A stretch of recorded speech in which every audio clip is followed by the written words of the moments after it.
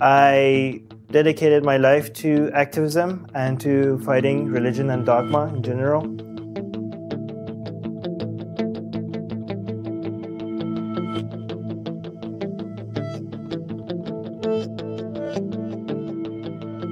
So I went looking for other atheists because I was the only atheist I knew. And soon I discovered that there's actually a lot of us out there. And that was very encouraging, and it felt like finding a family that I didn't know I have. And these were, at the beginning, they were just atheists in Iran. And I was surprised to find them, and they were surprised to find me, and we were all surprised to find each other, and we were all happy to find each other. It was such a great experience, and I thought this can't be just happening in Iran. There must be a lot of other atheists all around the world, and they would benefit from discovering each other as well. So made a more global platform, and it just grew and grew and grew, and it became now 1.6 million followers worldwide and still growing. People in the non-Islamic world, they usually are looking at it in a very selfish way. They're talking about danger to them. Islam was dangerous way before any terrorist attack happened here in the West. The cost of Islam and religion in general, it's not a suicide bomb here and a terrorist attack over there. When you say dangerous,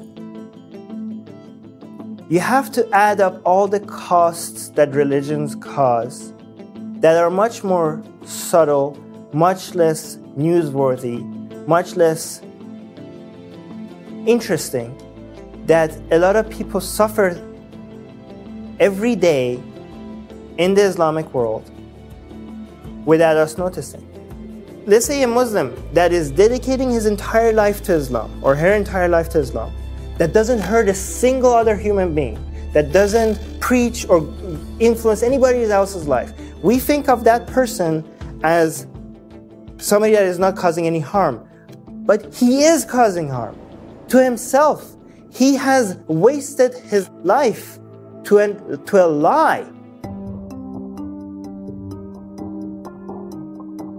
The Muslims that are peaceful are not, or moderate, they're not peaceful or moderate because they have a reformed version of Islam. They're ignoring Islam. They are abandoning Islam. They are Muslim by name, they're not practicing Islam. They're not practicing a reform. They are nice. These are people that are nicer than their own religion. The only way to reform Islam is to get rid of Islam. Because any other concept of reform other than the abandonment of Islam involves believing in things without evidence. Historical versions of reform in Islam never denied the Quran as a direct word of God, never denied that Muhammad was an infallible role model. These new Western reform versions of Islam is something that is never going to happen, and it's actually dangerous because it's suggesting to the West that there is a version of Islam that is not going to harm you. So it's just a politically correct solution that is never going to fly, and is taking our attention away from the actual movement that is growing, that it does have a chance. That is the ex-Muslim movement. The reform movement is very condescending because it's suggesting that the people living in the Islamic world are too dumb and too stupid to understand that there is no God. So these dumb people, let's just hope that they believe in a version of Islam that is not going to harm us, because it's too soon for us to even introduce secularism and atheism. But guess what? Secularism and atheism existed in these countries way before the United States was even a country. The first two people that I talked about atheism in Iran in my university became skeptical about their religion within weeks. There's much higher chance of people abandoning their religion once you show them what their religion stands for. It's easier for me to make an argument that, hey, where's an evidence for God? than to go make a gymnastic argument. Hey, maybe this verse that tells you that you could beat your wife, maybe it doesn't mean you can beat your wife. Try making that argument, because it plainly says in black and white that you could beat your wife, that you should beat your wife, and there's a lot of hadith that supports what it actually means. So you have to really think that these people are crazy for you to be able to sell that argument. The only reason why they might buy your argument because they are nice people and they're desperate for this verse to mean something else. It's not because your argument for reform makes any sense. The reform movement is treating the Muslim community like children. You're not giving them enough credit that they might actually be reasonable enough to understand that without evidence you can't believe in things. The reform movement is a sugarcoating for the poison pill of Islam.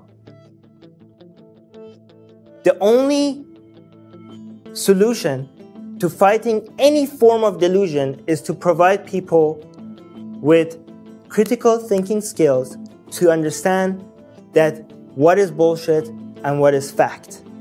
And that's what we're trying to do with the ex-Muslim movement.